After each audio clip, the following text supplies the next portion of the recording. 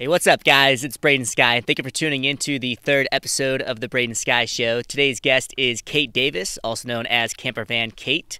She had a comfortable six-figure job doing mergers and acquisitions in North Carolina until she decided she would rather spend her life traveling.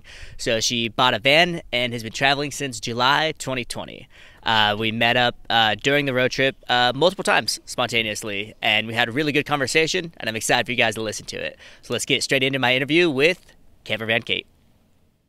CamperVan Kate, thank you for coming on the show. Thanks for having me. This is my first podcast. Yeah, I mean, this is like my third, so no big deal. So together. I think what's going to be really cool about this is our second time meeting. So, like, the questions that I have for you, like, I legitimately, I don't know the answer to these questions. Yeah. And, I'm curious to know. So, the question that I just thought of for, 30 minutes prior to recording this podcast, let's go, there's a lot I want to talk to you about, right? Totally. Let's do chronological order. So, when did you decide to do this road trip? Good question. I would say, okay, it backed up for a few years ago. I found some people on Instagram, and I saw that they were travel photographers traveling in a van, and I thought that was such a cool concept. And obviously, I'm not very creative in the photography realm, but I thought the concept of living in a van looked really cool. Mm-hmm. And so that was probably 4 years ago. And then ever since it's oh my God. 4 years. Damn, that's a long ass time. Yeah. It's been building, kind of compounding. I think the idea at some point became escapism for me in the way that I was oh, okay, one day I'm going to quit and I'm going to do van life. One day I'm going to quit and I'm going to do van life. It almost became a false reality. So then eventually, earlier this year, around February 2020, I think I finally had that moment of peace where I was okay, you know what? I have the savings. Yeah. I have I feel this is a good time to leave my job. It just all of a sudden I felt a peace about this decision. Mm-hmm. And so yeah, I would say probably February 2020 is when I decided to rip the Band-Aid and go for it. So you said escapism. I know you were working in corporate America. Yeah. Did you like your job? Yeah, I actually loved my job. That's good. Yeah, okay. Yeah.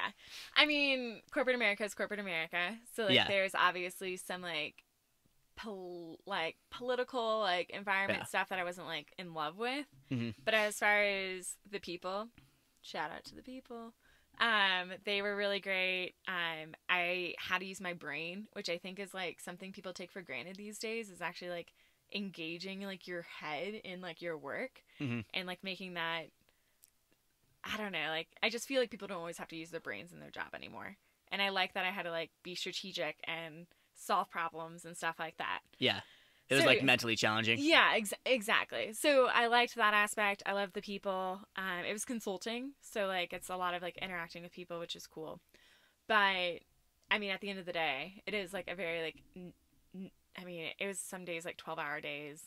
Yeah. And it's just, very much a grind. Fuck it. Just so everyone in the audience knows, can you say audience or just listeners? just so the listeners know. I think listeners sounds better. Yeah. There's no we have an audience of one right now, and she's the producer. We're currently in a van, in my van. So yeah, there's no. So we have an audience of one. So the listeners know. So what were you doing in corporate America? I was doing mergers and acquisitions for financial services, which sounds like a huge mouthful. But basically it was just when one bank buys another bank, we'd kind of do the transformational work behind that. Fire all the people that are duplicates. And gosh, thankfully that was not part of my role or my area. But yeah, I mean, that's definitely a hard aspect of it, which sucks. I feel the life that you're living right now is the dream of someone that fucking hates their job. I feel when you fucking hate your job, there's two things that you dream about. I feel there's the one side that they just want to sit on they just want to retire and sit on a beach and drink pina coladas out of a empty out of a hollowed out coconut. Yeah. On the other side, they're Very I'm Jimmy just gonna Buffett. fucking I'm gonna Margaritaville style. I'm gonna sell everything I own. Yeah. I'm gonna buy a fucking van or an RV. I mean, I guess this is considered both. Yeah. Buy a van or an RV, and I'm just gonna fucking travel the country. So it actually is. It honestly, it kind of surprises me a little bit that you said you did like your job. So like, what was the last straw that you had in February? Like what was the thing where you're like, you know what, fuck it, now is the time? Yeah, no, I mean, it's interesting. Like, I haven't looked back on that like too much. Mm-hmm. I would say I was in Austin, Texas on like a girls' weekend, but I also saw like my brother and my sister-in-law and like their family. And I mean, I was kind of like frustrated with work at that point. Like, I think everyone has like their highs and lows with being frustrated at work. Yeah. And I just like talked to my brother, and he was just super reassuring. He's like, hey, like if you feel like you need to get out of it, or, like if you want to do this, like you have a place. Yeah. Like you can come stay with us. And I honestly think it was just like hearing that, being like, okay, even if this fails, like even if like I do this, whatever, like I have a place to go back to. Yeah, like a plan B. Yeah, like a plan B. Like I can go nanny my nieces, you know, like I think it was just like having that like reassurance and just like getting his like validation, I think was like pretty huge. But yeah, I would say that was kind of just like the selling point of like, okay, he's into this. I called my mom and I was like, Mom, like, is this a wild idea? And she was like, what? No, this is awesome. And I'm like, Mom, woman after my own heart. Like, so I think it was just like kind of getting like the people I care about the most, like their buy-in. Yeah. Was like just really reassuring. All right. So February... it sounded like a crazy person idea at first. It sounds not like a crazy person, but kind of like idealistic. Yeah. You know? And like I said, it was like that escapism thing for me for so long that it was just like, okay, like it's been this escapism, but like, can escapism be reality? Yeah. You know? It kind of sounds like a La La Land kind of idea. Like, I'm just gonna fucking... Yeah. I'm gonna have a van, and I'm gonna have a microwave, and I'm gonna have a fucking stove, and an air conditioner, and I'm gonna refrigerator fucking... that everyone thinks is a dishwasher. It does look like a dishwasher, though. I'm not gonna lie.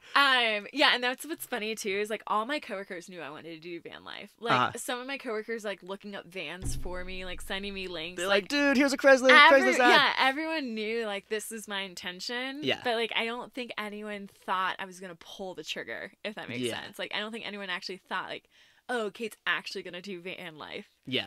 So that was kind of like a nice, like, ha, gotcha. Yeah, it's kind of like when, like, all your coworkers know, like, yeah, this guy's a DJ. Yeah. Then one day it's like, holy shit, he actually made a song that's successful. Like, whoa, he's good. Yeah. Oh, shit. Like, we all knew that was, like, what he was doing. We didn't know that was, like, what he was doing. Yeah, exactly. So that was kind of like a fun moment whenever I started telling everyone, like, at work, and I kind of, like, you know, was like, oh yeah, I'm actually gonna go like live in a van for a few months. They were like, no way, you're doing it. Like whoa, you're actually doing it. Yeah, which it just as another testament to like where I worked. Like everyone was so pumped for me. Like no one gave me like bad grace. Yeah. Yeah. So that was cool. February 2020. Yeah. Is an interesting month to create plans to go travel. So your plan was February 2020. That's when you bought the van, right? Yeah. So like early February, I decided on van life, and then pretty quickly, I would say like late February, early March is like when I purchased the van. Worst fucking time. Yeah, right. And well, it was like great in the way that like I mean today van prices have like raised exponentially. I know. And like back in February, thankfully I bought my van like pretty dirt cheap. Yeah. But man, yeah, like eventually. So it was a bad time, but it was also a great time. Yes, exactly. Yeah. I can go into the bad times if we're gonna just flat out say it. Let's do it. So you bought it like early March. Then 2 weeks later, the fucking world closed. Yeah. And what's funny is I was supposed to quit my job in like early March. Yep. And move to Texas and then start the trip like by mid-March. Wound up not quitting my job, still having the van, moving to Texas, not telling my job. Sorry, job, if you're hearing this. that I moved to Texas. And was, like, renovating my van the whole time without them, like, knowing. So that was definitely, like... You're just working remotely, right? Yeah, I was working remotely, like... and that just kind of felt, like, spy-like. Like, I was renovating my van while still working. Yeah, and, like, not quitting my job. I basically, like, held out on quitting my job until, like, I was, like, ready to be in the van and take off. just because the world was like so uncertain right now with like COVID and everything that, I kind of held off until the last minute. So at what point did you actually, by the way, how much did you buy the van for? $25,000. Yeah. That's about what I bought my RV for. That's actually exactly what I bought my RV for. Really? Yours was like a bigger rig, too. It was like a 25-foot by 10-foot by 12-foot. Yeah. So you got, what year was yours? 2014. Shit, you got a better deal. I got your deal was sick. I got such a good deal so I looked at the NATA guides, which is like the Kelley Blue Book value. Right as I drove it off the lot, I bought it for $25,000 pre-tax, pre-warranties and everything. Right after that, I checked the NATA guides, checked the value. It was worth $30,000. Like, I got the most ridiculous fucking deal on it, which is why I was able to sell it for like, as you know, like I sold it after a year and a half of owning it for more than I bought it for. Yeah, it's awesome. Yeah. Like normally, what'd you say your gross what did you make off of it? So I sold it for $32,500. I bought it for $25,000. After taxes and warranties, it was like $28,000. But then I also installed solar, so I'd say I made like $3,000 living in an RV in San Francisco for a year and a half. And if you look at rent prices, I got a friend that's paying $1,500 a month for San Francisco, no less. Yeah, it's not fucking cheap. So I think I've made a pretty fucking good decision. Yeah, that's awesome. And I think you did too. And we surprisingly both had very similar road trips, right? Yeah. So it's crazy. Just so the not audience, just the listeners know. The listeners, I met you in Grand Teton. Yeah. Then we got each other's Instagrams. Why do you leave the S off on Grand Tetons? Tetons. The Grand Tetons. Grand Tetons. I think it's so actually, let's get into the fucking fun facts. I know a ton of fun facts. So I spend the first hour of every national park just at the visitor center annoying them, asking them questions. Yeah, I love that. Because like I'm curious and I have a bunch of fucking questions and I'm like, you're the expert, fucking answer my questions for me, and that's their job, so they kind of have to. It's great. Do you know what the name Grand Tetons is? Do you know why it's named that? Big tits. The big tits. Is it literally? I think it's French for like the. No, I think I want to say Native American. I don't know. No, it's French. Oh, it's French. Yeah, so it's like the teats.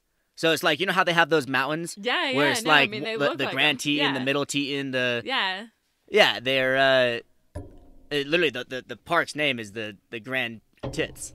The Great Tits, the Great Titty Mountain. Yeah, exactly. Yeah, the big titties. So I met you there. Yeah. Then we met rock. Like, would you consider that cliff jumping? I'd say cliff jumping. Yeah, cliff jumping. Then so I got your Instagram. We kind of just like watched each other's stories for a couple months. Then I just carried on my life, and I carried on my road trip with Stephania. Then I go to the visitor center of Lassen, and you're fucking there. Just boom, synchronistically. which I love our how we reunited. Yeah. You guys like turned away, and I thought I recognized the backs of you guys, which I mean was a long shot personally. Yeah. And then I ripped off my mask and like yelled at you guys. Like, I know you guys. I know you guys. I know you. And I like rip off my mask. I'm like, it's Kate, and you're like, CamperVan Kate. I love that moment. That's going to be a moment in my head forever.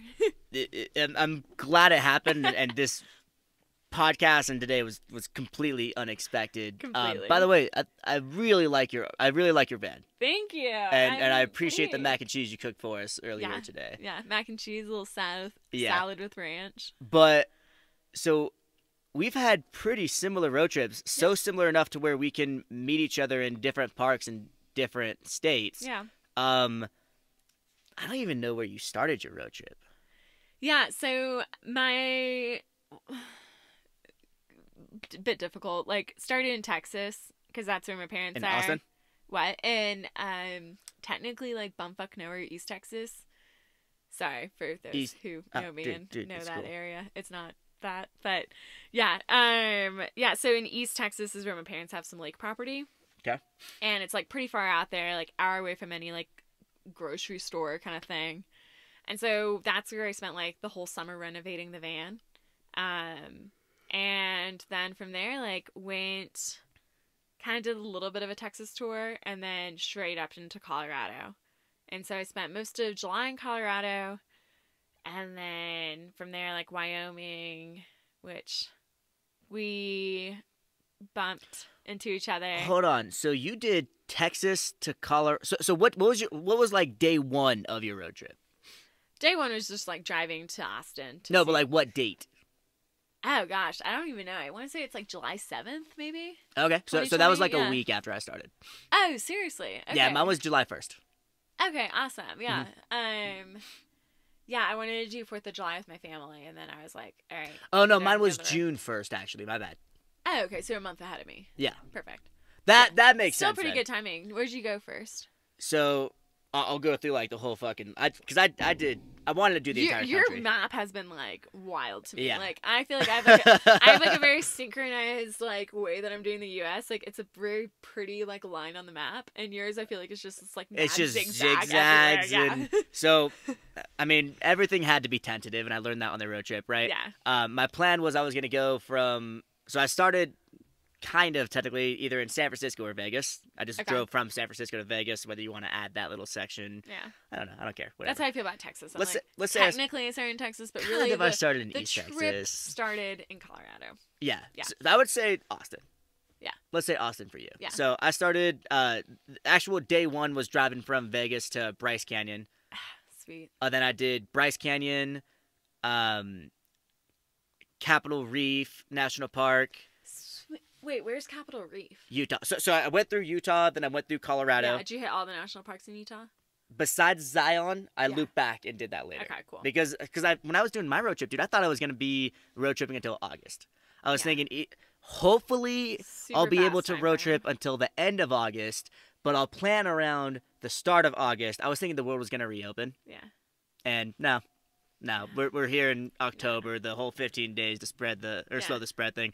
Yeah, it was kind of a lie. Yeah. We're on like day 200. Yeah. But I was like, all right, so I got to get this road trip finished by August. So I got to start hauling ass, right? I got to spend like 1 or 2 days in the good parks and then just blow through the rest. Yeah. So I went through Utah, then I went to Colorado, and I was planning to go up to Yellowstone and Glacier, Grand Teton, all that. And also Rocky Mountain National Park, but the weather was thunderstorming every day for like 10 days. And not to mention, like, these parks aren't close together. Like, no. If you look at a map, like, they look like they're all kind of, like, congregated, but then, like, they're all super far from each other. Like, far, multiple hours. I mean, Grand Teton isn't that far away from Yellowstone. No, I mean, they're pretty close. They're neighbors, but I mean, like, to get from, like Yellowstone to Glacier. From Utah to, Rocky Mountain up to, like Jackson Hole, like, that's wild. It's like a 2-day drive. Yeah, exactly. Because the way I was doing it, I didn't want to because I wanted to see the country, right? Yeah. I wanted to see what the country looked like. I didn't do any driving at night, with very few exceptions. Yeah. I try not to drive at night either. Yeah. More because my headlights just suck. I had so many headlights go out. Yeah. But, dude, I did 30,000 miles of this road trip already. I made like 32,000 miles. Yeah. I'd be interested to know what I'm at. I have no idea. Yeah. Oh, I just know that because my odometer hit exactly 100,000 on day one. So I was like, all right. Really? That is easy. Yeah, super easy. I just hit 100,000 on the van, but I think I bought it at like 90 something. Okay, so you're at only like 10,000. Yeah, but also you've done like 15, a lot less of the country than I have. Yeah, that and I feel like my route's a little bit more direct. Like, yeah. So I did Utah, Colorado, and then I was like, well, the weather sucks there. Yeah. I'm just going to go somewhere else. I did Arizona, New Mexico, Texas, Arkansas, all the southern states. I don't remember what fucking order they're in. Yeah. Mississippi, Alabama, You Louisiana. did all of those? Yeah. Oh my gosh, I didn't realize you did that much. Then after that, I drove to Florida. I went all the way down to Key West. No way. I think I might want to try to hit that like after the Dude, Key West was badass. Yeah. Especially, do you have a scuba certification? No. You should. I've been scubaing before, but I am not certified. You should go get your certification and go to Key West. It's a fucking amazing experience. Okay. Yeah, I think I'm going to do like a little bit of an East Coast stretch like come the new year. Yeah. Yeah, so after that, I just worked my way up the East Coast. I had no idea you traveled that Dude, I went from Key West. I picked her up in Nashville. I went up to Maine. Then from Maine... You went all the way to Maine. Yeah. From Maine, I zigzagged my way through the country. Yeah. Then Washington, down the West Coast again. And now I'm just... I've got way more time than I thought I would, so I'm just filling in the blanks. Wow. Yeah, it was a pretty fucking sick road trip, dude. Yeah, Not gonna lie, it was a pretty like once in a lifetime, road trip. So, man, how long were you guys in like Jackson/Grand Tetons whenever I saw you? So in like mid-March, some fucking dickface broke into my RV and stole my passport. That's shitty. Yeah, it sucks. So in Jackson, I found out they have passport applications. Oh, sweet. Okay. So I was like, you know what? I'm just gonna apply for my passport there. But it was like a week wait. Yeah. So I was like, you know what? I'm in Yellowstone and Grand Teton. Yeah. Not the worst place to have to wait for a week. So we were probably there for maybe 10 days. Yeah, that's in the solid. Greater Yellowstone ecosystem. Yeah. I solid loved 10 it. days. I was probably there for about the same amount of time. Mm-hmm. Like I would say 2-ish weeks. And man, I like didn't want to leave. Yeah. I cried when I like my thing with the Grand Tetons is like I cried when I like saw them for the first time. Like I was driving in from like the Du Bois area and like or like I guess eastern Wyoming, driving in west. Yep. And like I saw them for the first time like peek out and I like started crying. Yeah? Yeah, like I just was like, "Oh my god, they're so beautiful." See, we had the complete opposite experience. I know, you were telling me about Dude, that. when the first day we were in Grand Tetons, it was so that highway pulling in to where you can see the Grand Tetons on your left and you see the other mountains on your right? Yeah, I mean there's like one highway that goes through that whole area. Yeah. It was so smoky from the fires. We literally couldn't even see the mountain range. Yeah. We didn't see the mountain range until we were at Phelps Lake. Yeah. Okay. So I did it like twice. I basically did like I went to Grand Tetons, had like 2 or 3 days there by myself, then popped over to Idaho, like just for like a quick Idaho trip. I don't know. There's not a lot to do in Idaho. Yeah. And so then I popped back over to the Tetons, and like by the time I got back, it was smoky again. Like so, the first time I saw them, like pristine, like blue skies, like that classic like Grand Teton look. And whenever I came back, it was like, you could see nothing. And I felt so bad because I had some friends coming in town. And I was like, I promise they're there, but you just can't see them. Yeah. So I know I said I don't want to talk about anything controversial, but I just want to go straight into it. Why is Yellowstone National Park the most fucking overrated national park? Man, right? Like, I'm so glad you agree with me on that. Like, like after going to Grand Teton, like objectively, the Grand Teton National Park is better than Yellowstone. I agree. Like, I mean, okay. So, I told you guys this already, but for the listeners out there, I basically referred to, like, Yellowstone as, like, the Disney World of national parks. Like, yeah, great way to describe it, by the way. Yeah, I mean, it is just, like, so crowded, and it's, like, everything's, like, an attraction. So, like, oh, like, let's go watch this geyser explode, like, and that's pretty uneventful. Like, let's go watch this, like, Grand Pristine, Old Pristine, whatever it's called. Old Faithful. Old Faithful, and then, what, the Grand Prismatic. The Grand Prismatic Springs, yeah. Yeah, which is cool. But yeah, I mean everything's like a boardwalk. Like there's not like a lot of genuine like hiking. Yeah. The wildlife was cool. Like I had a buffalo like graze the van, which was pretty badass. Yeah. But yeah, I mean like if you really like hiking and views, like Grand Tetons is where it's at. Like, it's so much better. Especially if you go into the backcountry. Way less crowded too. Like I mean Grand Tetons was still like busy, but it wasn't like Yellowstone busy. Like I mean I was in traffic jams. I was like could not find parking. Like it was just nuts. So I'm so glad that you shared that experience with me because literally what I was expecting to be the highlight of the country. Yeah. So I've learned a lot of fun facts. Yellowstone was the first plot National of park, land right? in the world. No way. It was the world's first preserved land. Wow. It was the like I mean it was in the 1800s, right? Yeah. Like literally I mean we're in a civil war and cars aren't invented yet. There's no tourism. Yeah. But they looked at Yellowstone and they were like, we need to preserve this. Yeah. And I knew that going into it. And I was like, Yellowstone has to be the best fucking coolest place ever. I get there and day one, I was on the boardwalk in like the Old Faithful area. We were looking at all the geysers and the hot springs and the bubbles coming out of the ground. And I'm like, this is super sick. But the more I was there, I was just like we went to Mammoth Hot Springs and oh my God, what a fucking waste of a day. Yeah. Well, okay. Like, what an uneventful waste of a day. Controversial topic for you about the, like, first national park. Like, I almost wondered that whenever I was there. Like, do you think it's just because they, like, conserve that land? Because they're like, oh, we don't want people dying because they're just walking around a field and all of a sudden they fall into this Grand Prismatic and it's 400-degree boiling water like that they're falling into. I don't think that because I mean you could do that on private property, just buy that land and say like, hey, we're not going to do that. Well, I think what it was is the greater Yellowstone ecosystem. What I know about it is this actually the only ecosystem in the country that 100% of the plants and animals, the flora and the fauna, it's still there.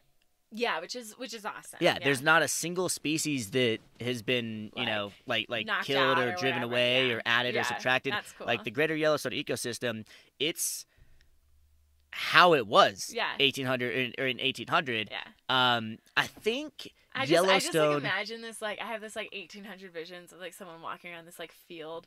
And they're like, oh, this like, wow, what a beautiful lake. And they like put their hand in it or something. And it just boils alive. And it's like, oh, I just burn my hand. Yeah. And then they're like, you know. Oh, yeah, don't do that. We should probably knock off this place of land for other people. Well, not I think to right have as the you same see experience. water shoot 100 feet in the sky out of the lake, you're about to put your hand in, just know, like, hey, don't put your hand in that. I heard someone like, so what is it? Iceland's like known for some geysers too. Yeah. And apparently like some American was like, you know what? I'm going to climb inside this geyser. And of course. it was just like, you know. What year did that guy die? I want to say it was pretty recently. Oh, so he's wow. That's... Yeah. But yeah, so it's just like classic, like. By the way, so Yellowstone is absolutely, the way I would describe Yellowstone is just like the place to go if you don't want to go to any other nature. Yeah. Like what's cool about Yellowstone, you get to see bison, you get to see elk, you get to see deer. The bison were really cool. You get to see black bears, you get to see grizzlies. But you can see all of those in Grand Teton. You can see those. I mean the bison were pretty up close. Yeah. Also, learn the difference between a bison and a buffalo. Do you know? Yeah, actually. Go for it. I feel like you're going to say it more correctly than I am. So this is one of those things where I was like, I don't know why, but I have to know this. Yeah. I have to know this fun fact. I was getting so confused, like, because everyone's like, oh, like, there's bison, there's buffalo. And I'm like, is it a bison or is it buffalo? I'm glad you just threw me this question because I've had this fucking floating around in my head, and I'm like, people need to know this. Yeah, people do need to know this. So the name of what's in America is a bison. You know how like I was telling you earlier, like the scientific name for a California coastal redwood is the Sequoia sempervirens. Yeah. It's like this long Latin name. The scientific name for a bison, the North American bison, is bison. There's no buffalo in it. Yeah. There's no buffalo in North America. The only buffalo is in Asia and Africa. Yeah. So what we have is bison. Yeah. But the reason why we think it's called buffalo, you look at that, you're like, oh, that's a buffalo. Yeah. Bison are very similar to cows, and there's a French word for cow. Or there's a French word for, I think cow. Yeah. Beef. Okay. Like pretty much just beef. Beef, yeah. So they started calling them beefs. Makes sense. Yeah. Which actually, here's a fun fact I learned: beef is the gender-neutral term for a cow. Really? A cow is a female cow. A bull is a male cow. Yeah. And then a heifer is a kid. It's a calf. Okay. The calf. I think well, so then what's a heifer versus calf? I know I listened to a farmer's podcast. So a cow technically. We're going so far away from where I thought we were going to go on this podcast, by the way. We should probably bring it back up to, like, not cows and heifers. Fuck it. I mean, let's talk. I know it depends on whether the cow is lactating, on what you call it. So I think a heifer is a female cow that hasn't lactated yet. It hasn't given a kid. Okay. And the calf is, like, the true baby. Yeah, legit baby. All right. Well, there's your farm lesson for the day. There's the useful information that's not useful at all, unless you're going to have a conversation with someone and they're like, hey, by the way, do you know the difference between what a buffalo is? Basically, the point of this is there are no buffalo in the United States. There's no buffalo in North America. Just bison. It's bison. Yeah. Cool. I still call it buffalo. Yeah, I do too. They look like a buffalo. Like buffalo. Yeah. I'm with you. Anyways, we digress. Yeah, let's. I'm gonna bring this tangent back to what I wanted to talk about.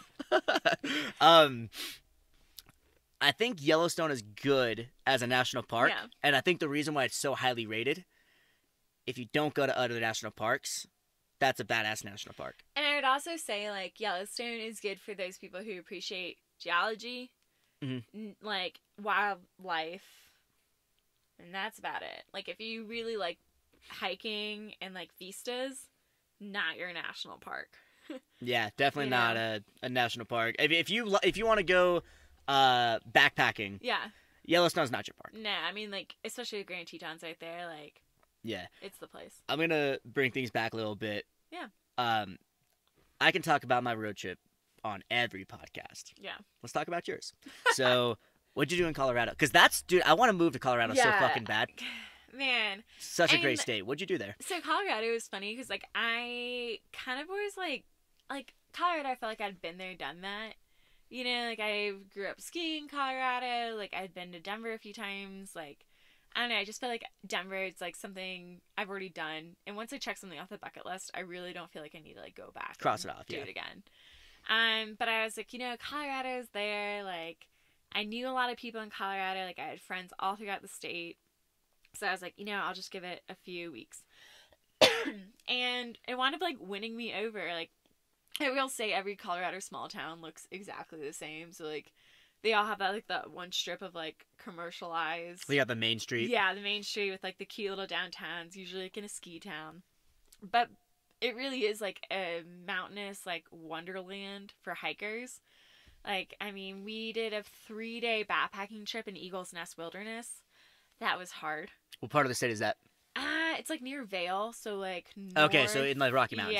Yeah. And, man, kicked my ass. Like, I was, like, I one time cried because it was just, like, the fog was over us. We were just going uphill nonstop. Like, and it's high altitude there, and it was too. high altitude. I mean, Vail is, like, 10,000, right? Yeah, I mean, I was just, like, I just felt weak, you know? And I just started the trip, like, I mean, at this point in the trip, like, 3 months in, like, I'm feeling super strong, like, having hiked so much and everything. Like, I just feel stronger. This was just the epitome of, like, I'm not strong yet. Like, I was, like, 3-day backpacking trip, probably too much for this altitude and this, like, distance. And, yeah, but that was kind of, like, a good, I guess, tipping point for me of, like, a base of, like, where I started and, like, where I am and, like, can see myself, like, progress, I guess. But, yeah, overall, Colorado, like, surprised me. I had a really great time. It kind of, every state almost feels like home by the time you leave it. Yeah. If that makes sense. Yeah. Dude, one of the things I noticed is, so you said you were a creature of habit before. Yeah, huge creature of habit. So am I. I will park in the same park. Wherever I park for the first time, I'll park there forever, right? If I go to a Walmart, wherever I park, that's my new parking spot. Especially, like, I find that I sleep better. Like, I mean, it's always somewhat sketchy parking a new spot for the first time. Yeah. And, like, especially not knowing if, like, you're good to park there, whatnot. And so, like, I don't get the greatest night's sleep parking in, like, a new spot. Mm-hmm. So I love coming back to old spots because it's like, I know I can park here. I, like, sleep so much better. It feels like home. Yeah, exactly. Like one of the things I noticed, literally, when I leave, let's say I spend like 3 days parking in the same spot. Yeah. When I leave it, I'm like, wow, I'm moving out of this home. Yes. And then, man, talk about like leaving a state. Mm-hmm. And every state, I don't know why, but like my expectations have been set somewhat low. Like Colorado is a good example of like been there, done that. So like I didn't think I had a lot to explore. Yeah. But then by the time I was leaving Colorado, I was like, wow, I'm like getting really emotional about leaving Colorado. I mean, there's like 60 14ers there, so you could probably hike for a while. Yeah, forever. You could hike for at least every day for a season, and you'd be fine. And never do the same Wyoming, I think, was like the perfect example because like, what the heck is in Wyoming? Like, I knew the Grand Tetons were, but like, I knew nothing else about Wyoming. What else is there? I literally, I only know Grand Teton and Yellowstone. What else is in Wyoming? I mean, so I went from all the way eastern Wyoming to all the way western Wyoming. And I did, like, Medicine Bow National Forest, like, Laramie, Wyoming, which is, like, a cool old small town, like, and then, man, I got to the Grand Tetons and stayed there for, like, a while. Yeah. And, like, Du Bois, like, did a dude ranch in Wyoming, like. What's a dude ranch? It's just, like, where I thought that was, like, the album cover of Blink-182. Wow, good reference. It's basically where bougie, like, really rich people go to vacation to get offline. And so it's, like, a ranch where they can, like, go hiking, fishing, backpack riding, super nice cabin stuff. Anyways, I knew a friend who like connected me to that. So like, man, it's just like, it was one of those things. Wyoming, I had like zero expectations. I had very little people visiting me in Wyoming because who wants to go to Wyoming? Yeah. And so I just thought it was gonna be like a super lonely month. And that was like where I found the best community. Like I met you guys. I just met so many people in Wyoming. Like it was just so connected, I think, to other people. And, like, meeting my van community, I'd say. Like, meeting the people who, like, I wound up, like, adding on Instagram and Facebook. And, like, people who, like, follow along. And, like, running into you guys again. Like, it's just like where I met the most people. It was awesome. What state would you say you had the least expectations for, where actually you were like, whoa, this is a badass state? Probably Wyoming, just based off everything I said. But Yeah. Washington started off rough. Washington. Really? Like, yeah, I got mice in the van.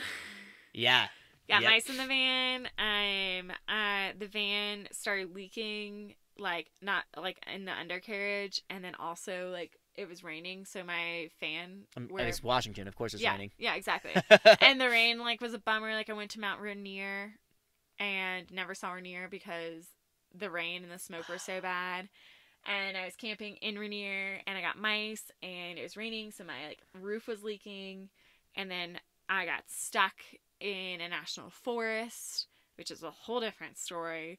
Like, and Oh, yeah, you had to get towed out, Yeah, right? I got towed out in Mount Baker National Forest. And so, I mean, Washington, like, had a rough Damn, you went to stuff. Mount Baker National Forest and you didn't even... So you went to Washington. I mean, I saw Mount Baker, but I didn't, Okay. like, hike Mount Baker. Oh, Yeah. my God, it was so great. Yeah, I've heard. Dude, that place was so badass. So you went Go to from Mount Baker. Colorado to Wyoming to Montana, right? Yeah, with some, like, Idaho stops, like, in between. Mm-hmm. And then after Montana, Washington State. Washington, then... So, I mean, brief summary And of then, the road trip. and then powered through Oregon to get to California. Did California coast, and then Yosemite, and after California, I'll do, like, Arizona, Utah. So, like, I'm doing what I call, like, chasing the sun. So, like, during the summer months, I was, like, trying to go north where it's, like, warmer. And then during the, like, as it gets colder during the winter months, I'll, like, head south. You're being a snowbird. Yeah, the opposite. Yeah, flying south for the winter. Yeah, exactly. Yeah. So that's kind of like the game plan. And then, you know, home by Christmas. Gotta spend Christmas with the family. Yeah, I'm doing the same thing, Yeah. but how long do you think you're going to be road tripping for? So the initial, like, get-go was going to be, like, the 5-6 months, like, when I took off from July till Christmas. Mm-hmm. But, man, lifestyle's, like, pretty addicting. So Yeah. I think I'm at least going to do, like, part of a road trip in the new year. But I'm, like, living off savings. So it really kind of, like, that determines, like, so much. Yeah. Of, like, how long and how far I can go. How much... So, two-part question. Yeah. How much do you have left in savings, and how much are you spending a month?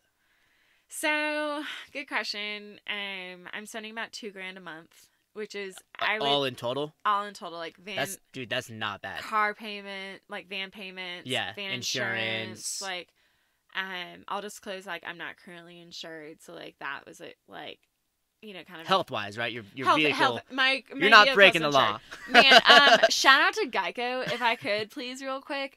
Whenever I got the van stuck, I pay like $1 extra a month for roadside assistance through Geico. Uh-huh. They cover the whole tow experience, and it was supposed to be like $900. Oh my God. Like, and I like called the tow company, and I was like panicking, and they're like, "Yeah, your insurance covered it for you." And I was like, I'm going to be honest, I don't think your shout-out's going to do anything. "Yeah, well, I don't think anyone's changing their auto insurance. switch to Geico Because CamperVan Kate said Geico's cool. Okay, if you need van insurance, if you're going to pursue van life, and you need van insurance, go to Geico, get roadside assistance from them. It's the jam. You Yeah. will get stuck eventually. Did you ever get stuck In what, my car? in your van or car? Like, any of your, like, road tripping experience, have you ever gotten, like, stuck to where you had to get towed out? So the RV, I only took it on one road trip. Literally, I only took the RV on one actual road trip. I took it to Yosemite, and that was for like 2 days. And Wait, it was the RV?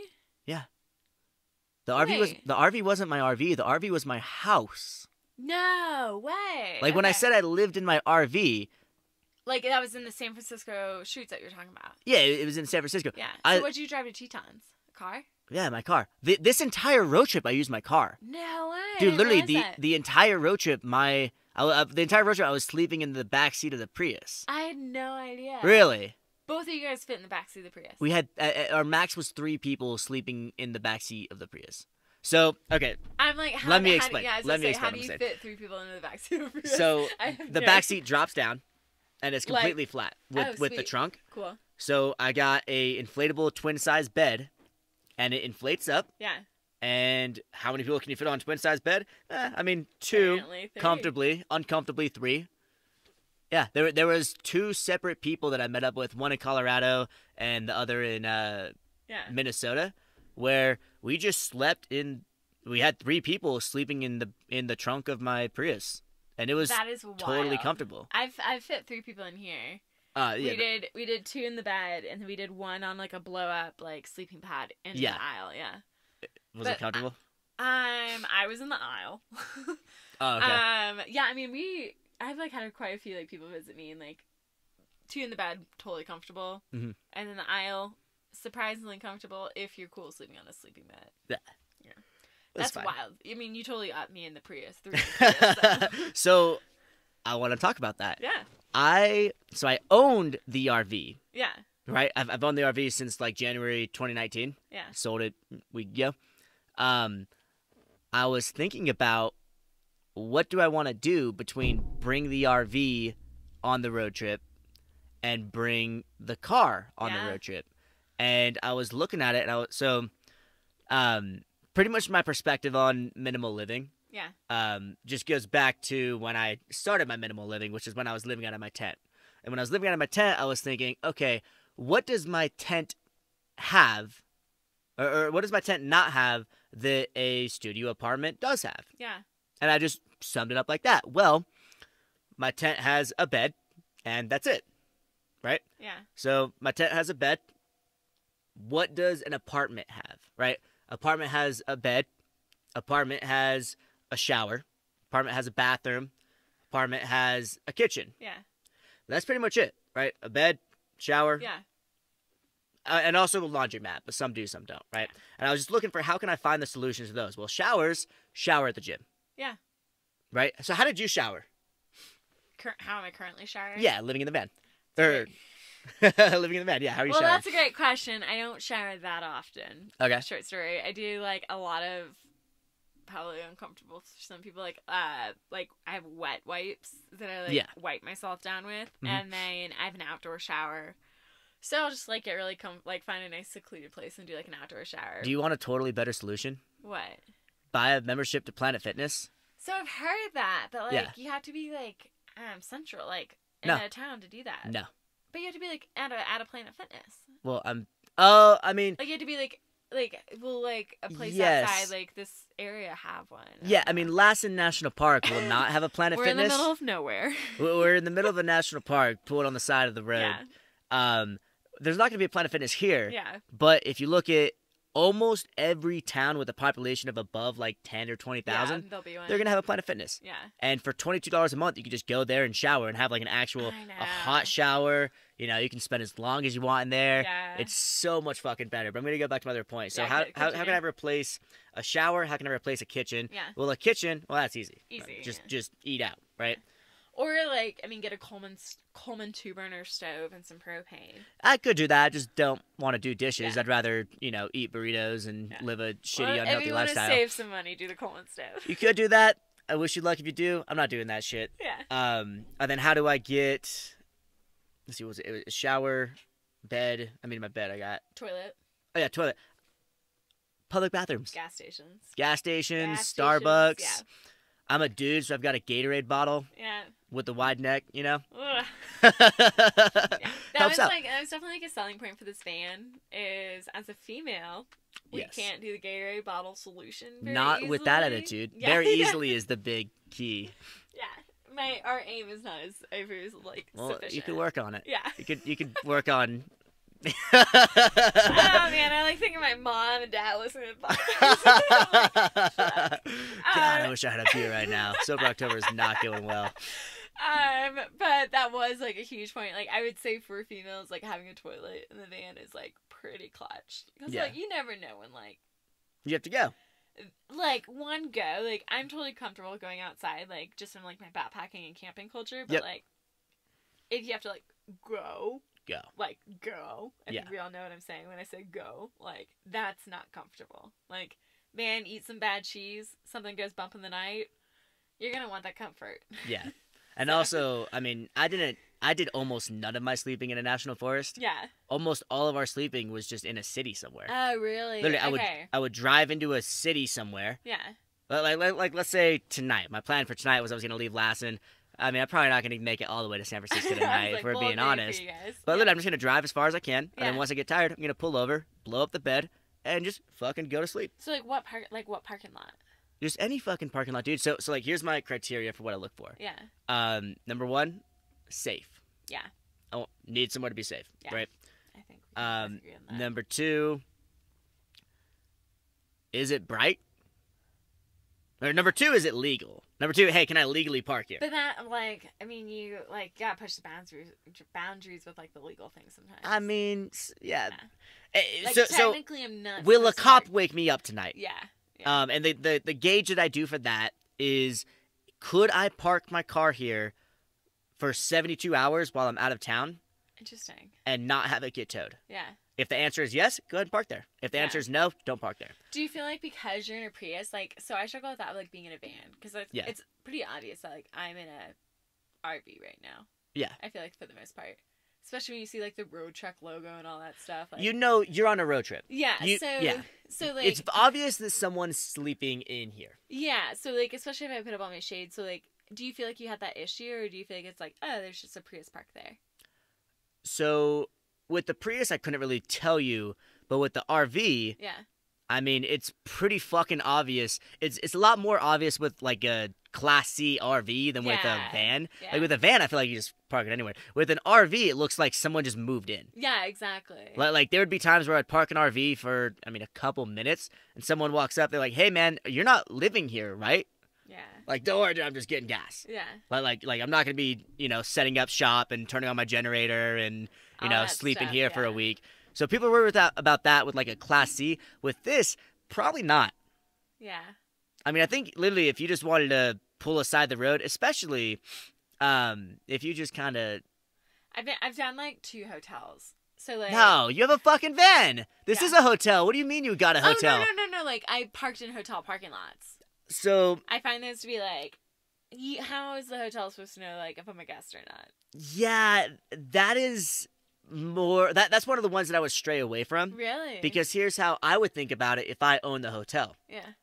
Why the fuck are you sleeping in the parking lot of the building that I charge people to sleep in? Yeah, but there are people there overnight. Like, it's one of the most popular, like, overnight, like, where cars are going to be overnight. Yeah. So it's like, compared if I go to, like, a McDonald's where all of a sudden, like, I've slept in plenty of McDonald's parking lots. I believe it. Wake up, get that, like, McFlurry. No, or so whatever. I'm addicted to sparkling water. And Really? addicted. I used to be addicted to soda, Yeah. but then I somehow managed to wean myself off Good for soda you. I need by to getting addicted to sparkling water. I need to get myself off Diet Coke, so. That's fucking terrible for you. Yeah. Just drink sparkling water and pretend you're drinking soda. So I would do that, and I would just go to McDonald's parking lots, or Yeah. I would just go to McDonald's and I would just order, 2 large soda waters. Yeah. I do that like 2 or 3 times a day. I drink like no So much joke, soda like water. 3 to Do you 5. Do you drink regular water or just soda water? I drink regular water when I hike. And that's it. I really fuck with. I like water with bubbles. Yeah. Yeah. But It's refreshing. Yeah, I mean, I just like, I don't know. I feel like if I was in the only car in a Walmart, like, I could get like, I don't know. Like, I feel comfortable having other cars around me. I think you're overthinking it. Yeah, probably. I think so. So Walmart parking once lot. again, I told you, like, good kid guilt. Good Yeah. kid guilt, like, always wins for me. So, like, Yeah. it's one of those things, like, we're here in a parking lot at Layson Volcanic National Park. Like, realistically, is anyone going to come knock on my No. door tonight? No, but I still know I'm not supposed to do this. So I'm still going to go drive to the National Forest where I know I can't camp for free. So you still can. So Walmart and Cracker Barrel, plus Yeah. a couple other businesses. And, Cabela's is also. Yeah, on the Cabela's and list, Bass Pro yeah, Shop. Yeah. They not only will they allow you to park in their parking lot, Yeah. they want you to park in their parking lot. Really? Especially Walmart. Yeah, Walmart, well, it varies based off town, but yeah. I've only seen a couple Walmarts in California Yeah. say you can't No sleep in this overnight parking lot. parking, yeah. Every other parking lot, every other Walmart in the country, Yeah. it's fucking A-okay. Yeah. And the reason is, hey, if you park your RV here, if you park your van here, they allow Class A's to park there. Yeah. You could park a Massive 50-foot ones, Class yeah. A that takes up 3 parking spots. Yeah. They're cool with it. Yeah. Because what are you going to do when you wake up? You're going to come buy some groceries, right? Same with Cracker Exactly. Barrel. Like they specifically No. designate RV spots to say, hey, come park your Yeah. RV here. Yeah. So I mean, if you didn't want to, you wouldn't have to keep parking in. I know, and I've done Cabela's, and the other thing I've done like frequently is rest stops. Yeah. I actually slept in a rest stop last night. Like, rest stops are so great. Like, especially Washington State, they had like what is it, like where I can dump my tanks, my black and gray water tank, and like they had fresh water to fill up my tanks. Mm-hmm. Like, and then I can sleep there, and it's like a good night's sleep. Like, I love places where I'm around other RVs because I always feel safer. Yeah. And man, rest stops, like, I didn't think that they'd be so like great, but they're pretty bougie. Like, they're like a great place to camp. So let's talk about van life. All right.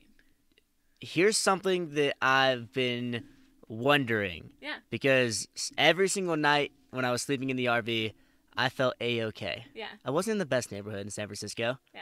There's some good neighborhoods. A lot of them are bad. I was in one of the not terrible neighborhoods, not great neighborhoods. Yeah. There was some sketchy shit going on around the neighborhood, but I always felt safe because I'm a dude. Yeah. As a girl living in a van, do you feel safe? So it's funny because like fear is something I had to like conquer, and I'm still conquering. Yeah. In the way that like tonight I'm gonna go to National Forest. There's a good chance I'll be the only RV there. Yeah. Like there's that, like, I grew up in a very suburban bubble, so like it is like in my head to think, oh my gosh, I'm gonna get murdered by a serial killer tonight because I'm in the woods by myself in a van. And it's like, realistically, like, that's not gonna happen. Mm-hmm. Like, who in the world would find me right now tucked in this spot? But it's like that fear still creeps in where you don't feel safe. So I think they're just like simple precautions that I take. I always back into every spot. You know, I always lock the doors and put my keys in the exact same place. I know exactly where like my pepper spray, which is like close to me at all times, is like. So it's not right like, there. Yeah, right there. Right above my head. I think you get the bear spray right there. Yeah, I don't know if you guys can see it. Just in case a bear breaks into your RV in the middle of the night. Yeah, well, bear spray is my like heavy duty weapon, because I don't feel comfortable carrying a gun. But yeah, so I think it's just like one, making sure I feel comfortable in whatever spot I'm in. Like, I think you can trust your gut enough to know, like, do I feel comfortable here? Do I not? But I will say, like, there have been a lot of sleepless nights, like, where really, like where, like, for example, I was outside of Mount Rainier. I was trying to find a place to camp. It was getting dark. I hate showing up at camp places after dark because everything looks like the Blair Witch Project if you show up after dark. Like, you're like, oh my god, these woods are so creepy. You wake up the next morning, you're like, oh, this is the most beautiful place ever. There's pine trees, the skies are like, blue. Wow, this is gorgeous. When really it's like, driving in at night, it's like, I think I see dead people. You know, like, so I was trying to get to places before dark, and there's one place outside Mount Rainier where I was kind of like just off the side of the highway in this like gravel parking lot.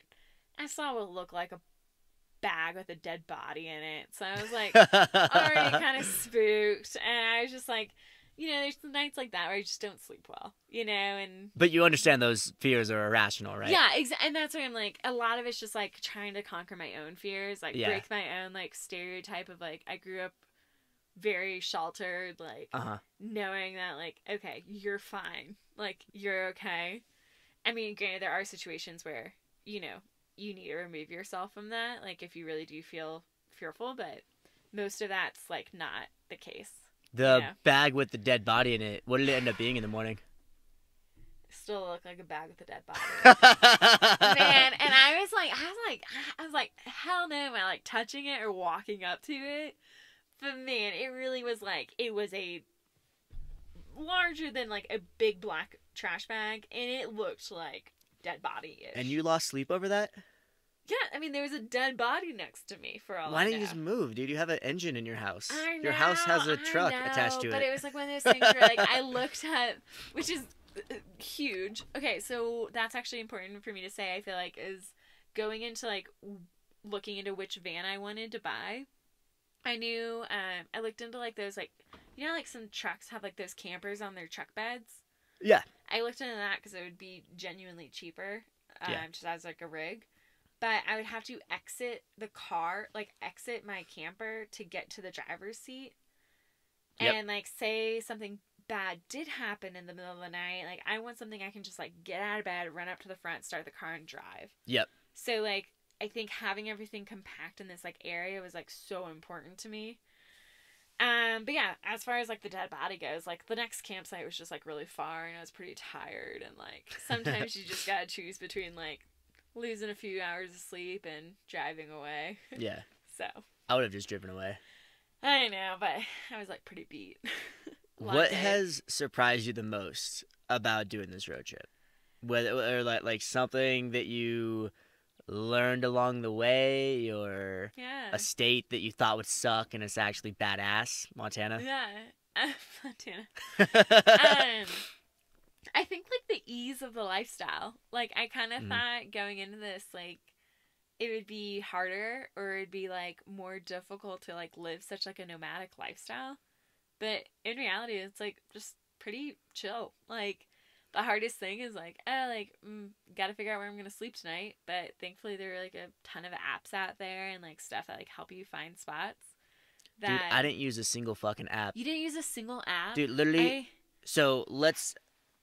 I don't know how. I think I should make some videos about it. Yeah. And how I find parking spots to sleep in. Literally, I go to a town, and I'm like, where could I sleep without... I feel like we have very different, like, we've camped very differently, though. Because I'm always trying to camp in a national forest. Where you what? I'm always trying to sleep in a national forest. Okay, yeah. Like, I'm trying to, like, do more camping. Mm-hmm. Where I feel like you're more like, where can I park in this town? Yeah. Yeah. Well, because the way I do it, I'm like, hey, I got to do this road trip efficiently. I'm not going to spend a month in one state. Yeah. So it's true. I'm going to go, I mean, dude, I did 30,000 miles. Yeah, it's wild. It's a lot of driving. Yeah, it is. It's like, hey, I'm going from National Park A to National Park B, and I've got 2 days to get there, and it's 1,000 miles. Yeah. I'm just going to drive until I literally, I'm so tired that it's hard to drive anymore, and then I'm going to pull over. Yeah. And every single town that I went to, I was able to find a parking spot within 15 minutes. Yeah. Usually within 5 minutes, I would just explore the town a little bit, be like, okay, so there's the McDonald's, there's the Walmart, there's some parking lot that, it doesn't look like private property. I don't think anyone's going to come up to me with a shotgun in the middle of the night, and no one did. Last night, dude, we just let's talk about that, because we kind of brought that up. Like, have you ever been knocked on? So... by knocked on, like, has anyone knocked on your car door or van door? I've had it happen because 6 months living in a car, year and a half living in an RV, then going right back into another 6 months of living in a car. I've had my door knocked on plenty of times. Yeah. You know, I'm at the point where it's just like, it's more of a nuisance than like oh no, I don't want this happening. Yeah. So on this road trip, I think it happened 3 times. Wow. There was some times when I was living in my car, there was a couple times where someone would knock on the door just to see if I was alive. Really? Yeah, because when I was first living in my car, I didn't have the luxury of having like an actual mattress in the car. Mm-hmm. I would have the driver's seat, and I would crank the driver's seat back, and I would just sleep like that. So, I mean, they're pretty dumb because I had a pillow and a blanket, but they would knock like, hey, are you alive? Yeah. And I would always be like, yeah. And they're like, okay, cool. But the times that we had someone knock on the door, the only time I remember, there was a security guard. Oh no, there's also like a cop or two. Yeah. But pretty much like it's usually within an hour of us falling asleep. They knock on the door. Hey, you're not allowed to be here. Okay, cool. Yeah. And it's like, do you have any recommendations where I can go? They're like, yeah, so, go on the highway, make a right, cool. go That's 2 miles down. That they say recommendations, Dude, so I had one security guard come up to me, and he was like, hey, so, you're not allowed to be here. We started talking. Yeah. And he's like, so, why are you sleeping in your car? And I was like, well, I'm on unemployment, and I'm driving around, and, just trying to have a good time. And he completely, either he misinterpreted what I was saying, or I didn't, get what I was saying across. He's like, all right, listen, man, I don't normally do this. And he goes in his wallet, he pulls out like $5. He's like, but here I don't really donate to homeless people, but here you go. And I was like, dude, no. Dude, no, like I'm on unemployment, I got money, like I'm traveling, I'm having a good time, like I'm doing this by choice. And it took him like a good couple minutes for him to realize like, oh, he's not down on his luck, he's actually having the time of his life. And he's like, oh, okay, I'll take my money back. Yeah, chill. When I was living in my car, there was one time when a girl knocks on my door, and I was with my girlfriend at the time, and we're both sleeping in the car. The reason we're sleeping in our car is because neither of our parents would let us sleep together. Yeah. So we just sleep in the car, whatever. So we're just sleeping in the car because we're horny and young. And she knocks on the door, and she's like, "Hey, I know what it's like." And we were like, "You know what it's like for what?" And she's like, "To sleep in your car." And we're like, "Oh, okay, for sure." Yeah. You know, I mean, you're young and you're horny. Cool, you know, yeah. that's what you want to do. So she's like, "Don't worry, I'll be back." And we're like, "We would prefer if you didn't, but." Yeah. Right. So I guess we were Where is parked this like right going? outside Yeah. her house. She goes in her house, comes back with like cookies and like pizza and like ramen noodles, and she's like, "Here you go, you know, Food, like I just yeah. want to give you guys food and, you know, take care of you." And we're like, "Dude, sick, fuck yeah, you know, you're giving us cookies, giving us free Yeah. food." And then she comes back, she gives us like $20, and we're like, "Dude, this is fucking awesome." Yeah, like I'll She sleep in the knows car what it's every like. night. Yeah. We didn't realize until we drove away, like, oh shit, she thought we were homeless. Yeah. We were just thinking she was super cool and wanted to give us, you know, cooked pizza and ramen Yeah. noodles. Like, not my brain working at its highest capacity, Yeah. if I'm being honest. But knocks on the door on this road trip, usually it's just, hey, a cop knocks on the door. "Hey, man, you're not allowed to be in this parking lot. You go to the parking lot across the road." Yeah. So, it's not a big deal. Yeah. I mean, I definitely like. I think being the solo female aspect of the things, Yeah. like any knock is gonna be like basically Terrifying. my biggest nightmare. Like, Yeah. because like you don't know if the knock is gonna be a cop or if it's gonna be someone who's gonna cause danger. Like, Yeah. 99.9% of the time, it's gonna be someone who's like of authority and gonna say Yeah. like, "Yeah, you can't be here." Hey, I can't park here. But man, like, I mean, the fear just of itself, like being woken up alone, like female, like, is just so intense. And it's just like, and then it's like, what do you do in that situation? Like, you can't open the door. Like, Well, I mean, you could just, what I would do if I were you is I would just shine a light out the window, see who it is. If it's a cop, Yeah. then go ahead and open the door. Yeah. But, Hey, what's going on, officer? See, but even like as being a female, like we've been like taught like not to even like trust that sometimes. Like you're taught not to like. Just yell out from the inside. Just be like, "No Well, one's that's why I'm home." like my goal is like Go crack away. this little window. Be like, hey, like, what do you want? "No one's in here. Come Yeah. back in the morning." I mean, but like the thing is, like I'd probably be like, "Sorry," and then I just drive away. You know, which is the game plan. Yeah. But I don't Yeah. think it's ever gonna happen. yeah. I mean, that's why I like to park in like places I'm like, okay, I'm good park here, just because I feel like just reducing any kind of risk of having anyone knock, authority or not, is just Yeah. like comforting. Have you been able to eat healthy at all? As we eat mac and cheese and ranch. I don't think mac and dressing. cheese is unhealthy. I know. We had spinach. We did, yeah, we had some spinach with Dude, I think spinach is super healthy. smothered in ranch dressing. No, I have not. Okay, well, I was looking for some advice, and I guess you're not the person to get it from. No, I am looking for advice myself. When I find out the answer, I'll send it on over to you. Please do. I was talking to you guys about that earlier. Like, creature of habit. Like, I'm very cool with eating my eggs in a basket and mac and cheese for dinner every night. Mhm. Like, I would if I could, but I know that is not the healthiest diet in the whole wide world, and Yeah. that, like, I need to sneak in a vegetable or two, so I try to, like, shake it up, but, man, it's just, like, once you start living affordably, like, it's hard to, like, build off, like, go more expensive, so, like, I've learned that, like, toast, eggs, and mac and cheese is a really cheap day. Yes. So, it's, like, and I love that. So it's like, why, like, try to be adventurous with my food? Or, like, why try to, like, be healthier when I'm hiking and I know I'm burning it off? Like, Yeah. so it's just one of those things where I'm like, creature of habit, it's working out for me. See, that's what I was thinking. Yeah.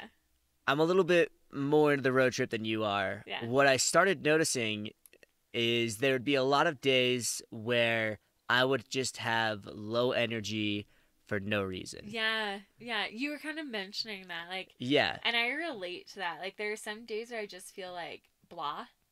Yeah. Yeah. Yeah. Like, Just gray, right? Yeah, very gray, yeah. And part of me, like, I struggle with those days because it's like, why, like, I'm living, like, the best freaking lifestyle right now. The best. Why am I feeling gray? Yeah. And I don't know if it's, like, attributed to, like, loneliness, or if it's like because no one's around me to like stimulate conversation or Yeah. anything that day, like or if it's like I didn't eat enough and I just have like low calorie energy, Mhm. or I have like a medical thing like hypothyroidism, where like sometimes it can cause like low energy too. So like I'm like, is it just me feeling off, or I don't think it is. Yeah. So, Well, yeah. What's your theory behind it? well, I had a couple theories. Yeah. So the first theory that I had was actually when I was in Jackson. Yeah. I was thinking, oh, as I started looking up how, when I had like the idea to do the energy gummy company, I was like, Yeah. okay, how does blood sugar affect your energy levels? Yeah. And I was like, okay, well, I know that if you have low blood sugar, it decreases your energy. Yeah. And if you have high blood sugar, it increases your energy, right? And I was like, maybe what's causing my spikes and drops in energy levels is, I'm eating candy, then it spikes me up, and then it drops. Yeah. And I was spending a couple of days like researching that, and I was gonna test it. I went to the Albertsons. Yeah. And I bought like a blood glucose reader, like if you had like diabetes. Yeah. And I was like, I'm gonna do a little experimentation on myself. I'm gonna find out I'm gonna test my hypothesis, right? Yeah. My hypothesis is that when I feel bleh and when I feel gray and when I feel whatever, that's just because my blood sugar's low. Yeah. So I bought the reader, lanced myself once, and I realized, ouchie, that hurts. I'm not doing that ever again. I fucking returned the reader. It was so fucking scary to me to take that needle and shoot yourself. there's a button. You press the button and the needle fucking pop. I don't do needles, so yeah. I'm not Neither into do it. I. So I did one test. I put the reader on on my blood. It didn't soak up enough blood and didn't give me an accurate reading. And I was like, fuck that. I'm abandoning this experiment. Yeah. So then I started thinking, okay, what it must be is caffeine. Because every morning I'm drinking caffeine. Yeah. And then I feel really fucking good. I feel high on caffeine. I feel like I'm on Really? MDMA when I drink a lot of caffeine. Yeah. But then the next day, I feel down. Yeah. The next day, it feels like I did MDMA the day before. Really interesting. Yeah. I get really high and I get really low with caffeine. Yeah. So I was thinking, all right, whenever I'm low, it's just because, I had caffeine the day before and I'm just withdrawing from it. Yeah. There's withdrawal symptoms. What broke that idea is I started doing Sober October. Yeah. No weed, no alcohol, no beer, no drugs, Yeah. and no caffeine. And the first day, dude, I had so little energy that I had to fucking just like sleep in the middle of the day. Like the first day, my energy levels were so ridiculously low. Like I didn't want to be social. I was irritable. I was bitchy. Same thing day two. Then after that, they started, weaning out a little bit. Yeah. But I noticed even after that, hey, I still have low energy. I don't know why that is. And I think the reason, my theory right now, I spent some time thinking about it. Either one, my diet is fucking terrible. I'm eating fast food every fucking day. So I need to eat some healthier shit. True. Yeah. Like it makes sense that if you eat a bunch of unhealthy bullshit food, like what I've been doing, then you're going to feel like shit. And that's what I feel like. I feel like shit. Yeah. So I'm going to test that theory. Number two, I was working out really good on the road trip until I picked up Stephania. No fault of you. And then I was just like, I just fucking gave it up. Yeah. I was like, I worked out like once, and I was like, let's just fucking travel. Yeah. So I completely stopped working out with the exception of like actually like hiking. Yeah. But like weightlifting and doing hard things, Anything like that, I just completely stopped. Then yesterday we were doing a little brainstorming, and I was thinking number three, I don't have a community. Yeah. Like it's not that I don't have friends. I've got Stephania. She's been with me for 3 months, and I've got some social aspects. But what I don't have is I don't have a community. Yeah. I don't have like a group of people to hang out with. And the fourth thing, and this has been really interesting to me, but I also kind of saw it coming. I don't have any goals. Like my goal right now is I want to go to every national park in the continental U.S., right? And then after that, I want to go to all the state parks. But I'm not actively working towards anything. So it surprises me that you say that because, obviously I'm on your podcast right now. Like, obviously, there are certain, I feel like you're just, in general, a very, driven person. Thank you. So it surprises me that, to hear you say that, you weren't goal setting, during this time. Well, what I mean by that is here's a cool definition of success. Success is the progressive realization of a worthy goal or ideal. I forget who that is, but I think, that and I'm starting to think that really plays into happiness. Yeah. Because, yeah, we're recording a podcast today, but I bought the podcast equipment like 2 months ago. Yeah. And this is the third podcast that I'm recording, right? Hello. So it's something that, like, I would like to do more, Yeah. and I will when I get some more guests. But Yeah. if it's just me and Stephania, we're not going to be recording a podcast. Yeah. And we're going to be uploading a YouTube video soon. I'm pretty much just going to be making like an entire guide of how I've been living in my car. Yeah, totally. We're going to do that in That's like a day or two when we're in LA and we got some downtime. But I'm not, check it out, link in the description, but I'm not pursuing really any goal outside of, hey, let me just go to this national park and have fun. I'm more being hedonistic than like accomplishing, and I'm the kind of person I'm a hard worker. I need to be working hard. And before I started this road trip, I was thinking, so back when I was planning the road trip, back in 2018, I was thinking about retirement. And my plan was I was going to make a bunch of passive income. Yeah. And then I was going to retire. Yeah. Right?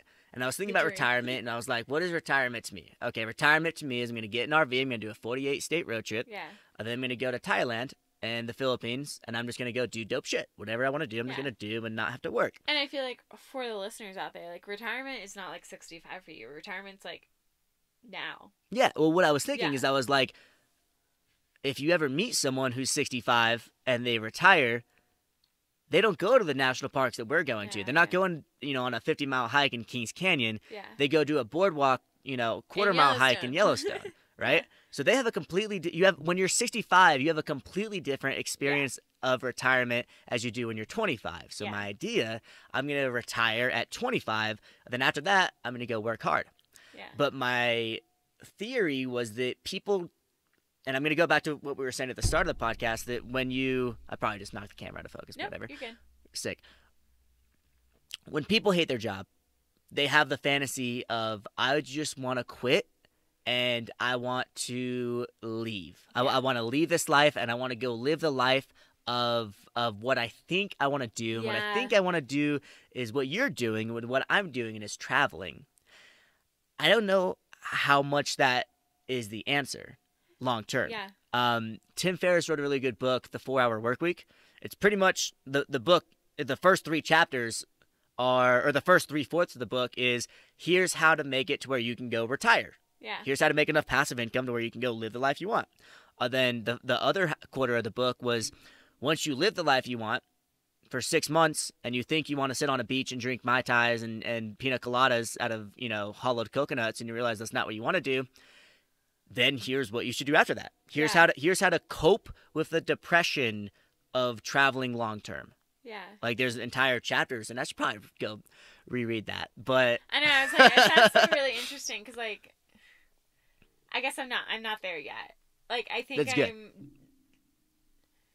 I think I could see myself getting there, like, because I do feel a lot of like validation and like success from like goal achievement, especially like whenever I was in the corporate world. But yeah, I don't know. I just like I think I told you guys, like, I signed up for online classes. Like, I'm signed up for a photography online class and a data analytics online class. Yeah. And I haven't even like started them.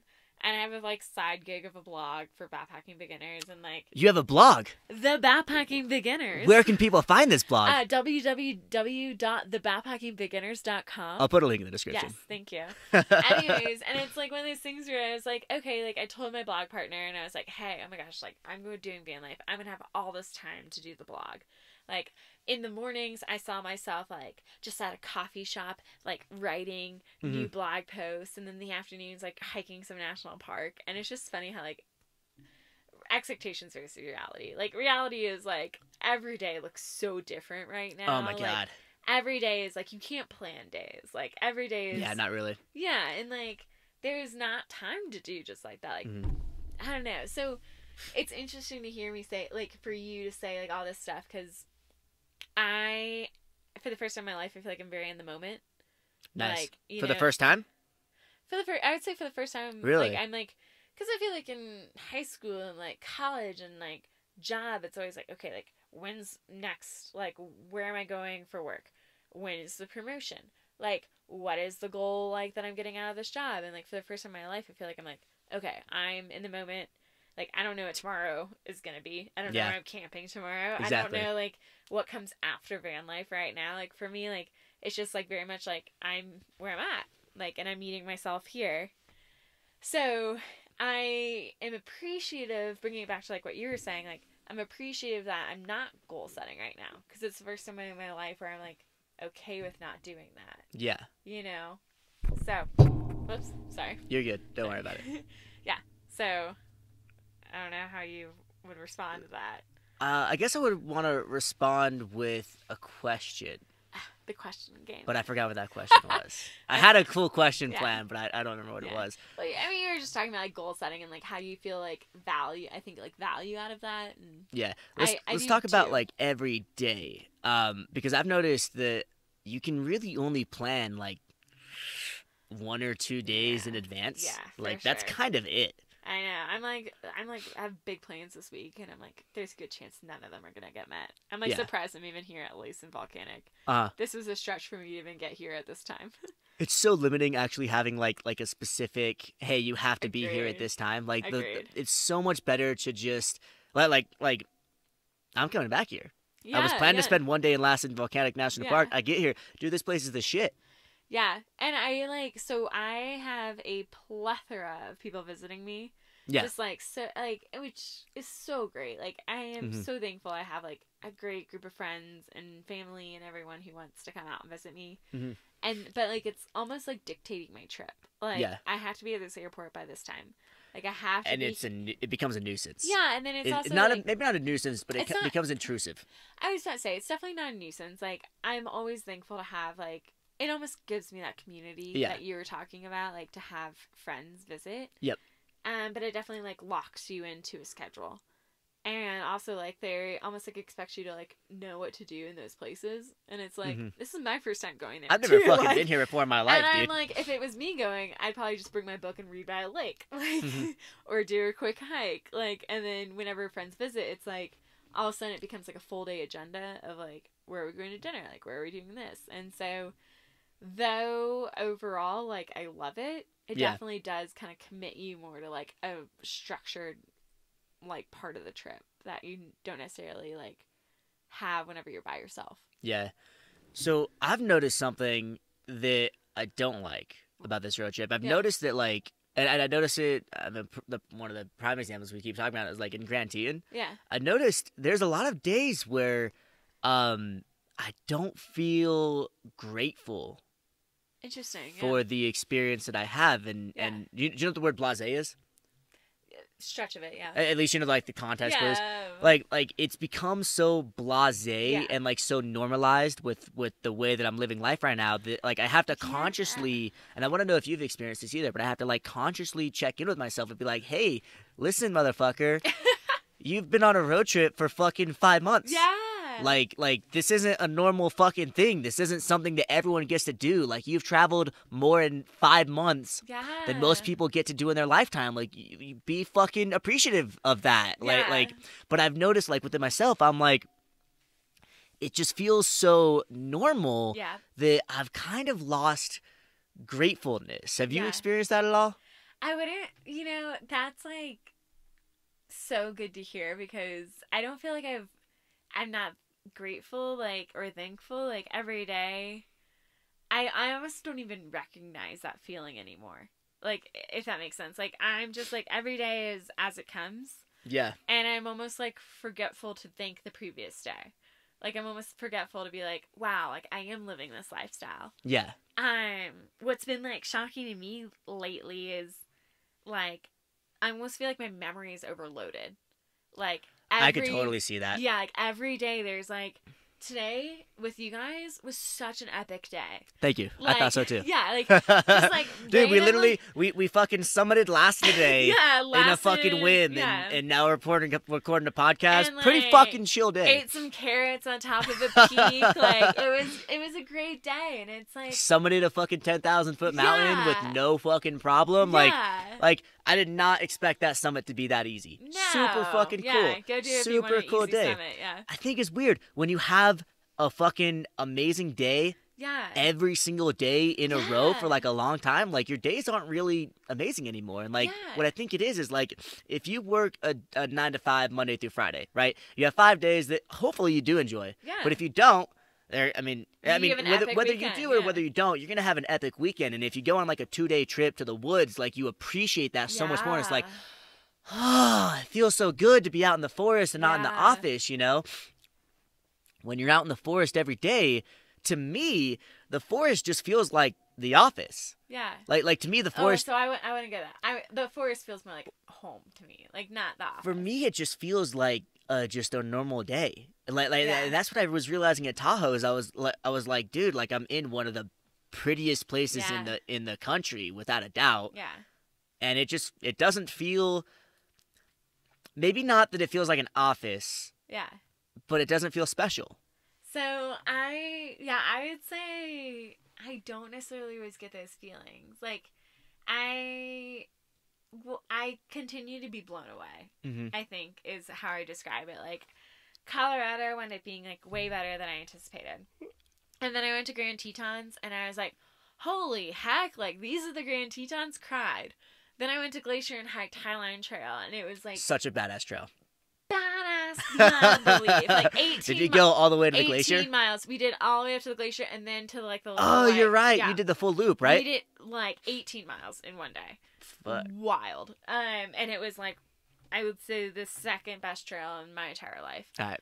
You got it real quick. Machu Picchu, I did Salcantay. Of course. Okay. Was number one. Not even hard to beat. All right. Very hard to beat. Yeah. And then I jump over to like Olympic and we do a backpacking trip there and it's just like wild, the difference. And it's just gorgeous, whatever. And then I go to Cascades and like another epic hike. And then I go down to Yosemite and it's like granite everywhere, like granite like I've never seen before. Like you look at El Capitan and you're like, damn, it's like, the best place sick on earth in my opinion. Yeah, so it's just like amazing that like I'm going to all these places and I'm just like still continuing to be blown away.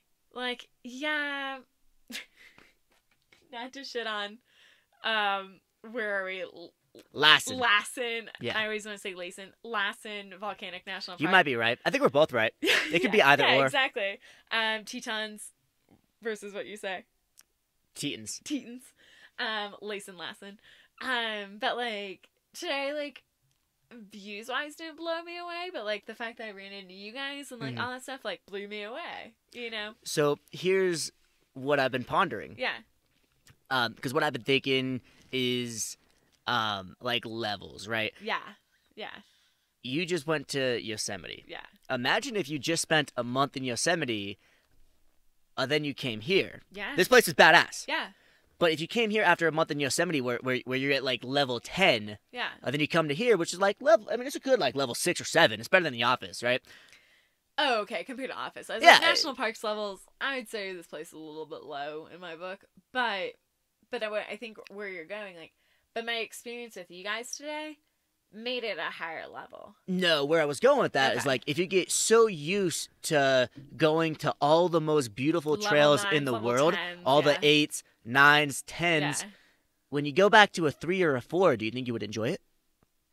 So I think I have a very like peppy dog view of nature.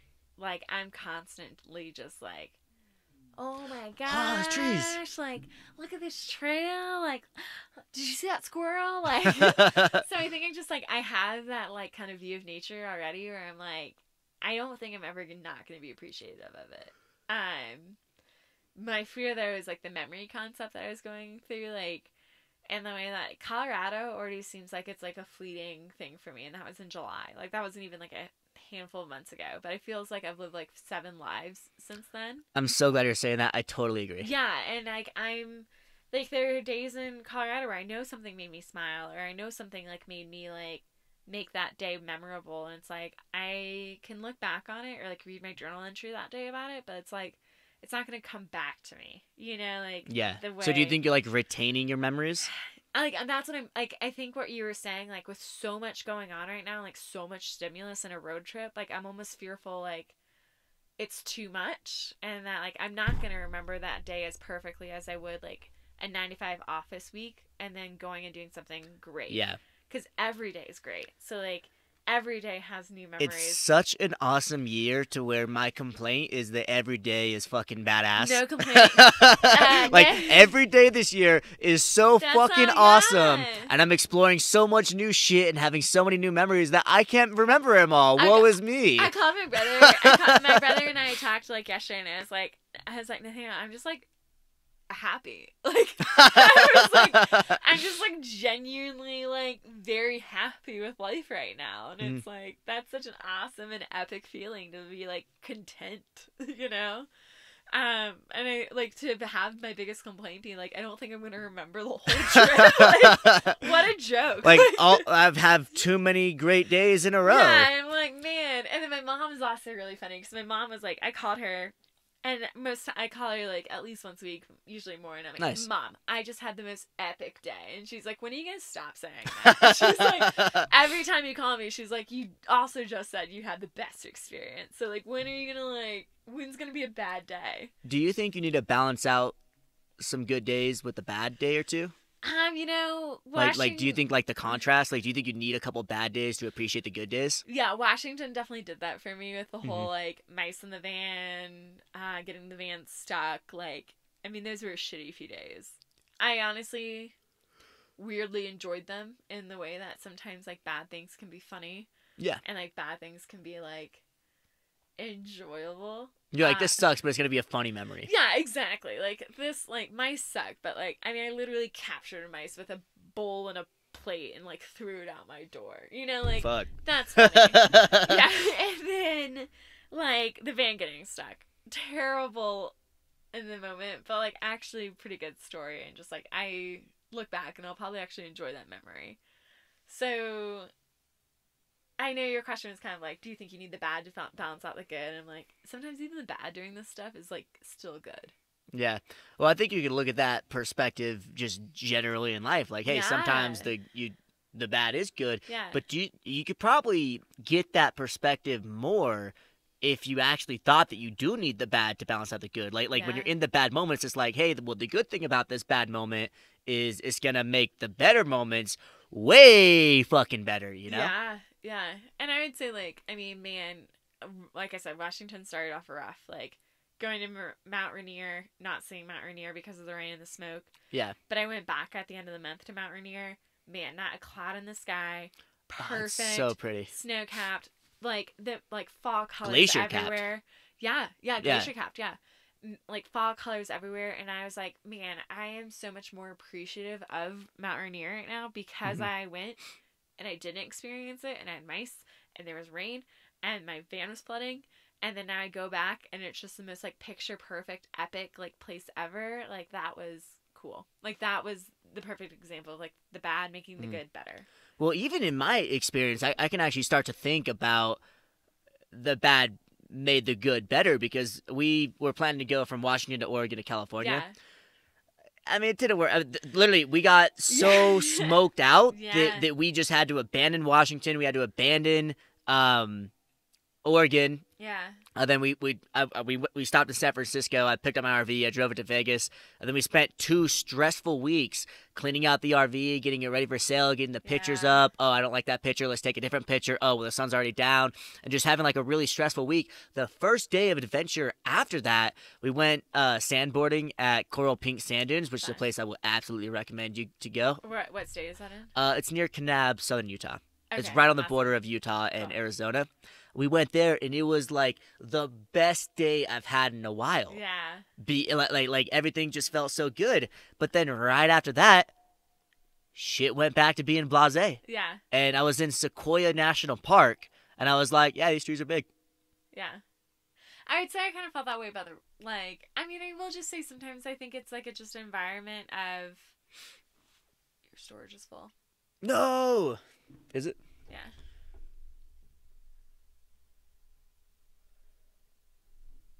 All right, well, my storage is full, so we're going to go ahead and wrap the podcast up. Kate, thank you for coming on the show. It was fun. I, like, really enjoyed it. Hey, guys, so that's it for this episode. If you want to watch the previous episode I did, which was an interview with Chantel Padilla, who spent a year living in Yosemite, I'll leave a link to that. It'll be the first link in the description. Otherwise, I hope you guys enjoyed the video. If you did, I would appreciate it if you hit the like button. And if you want to see more like this, I would appreciate it if you subscribed. My name is Braden Sky. Thanks for watching.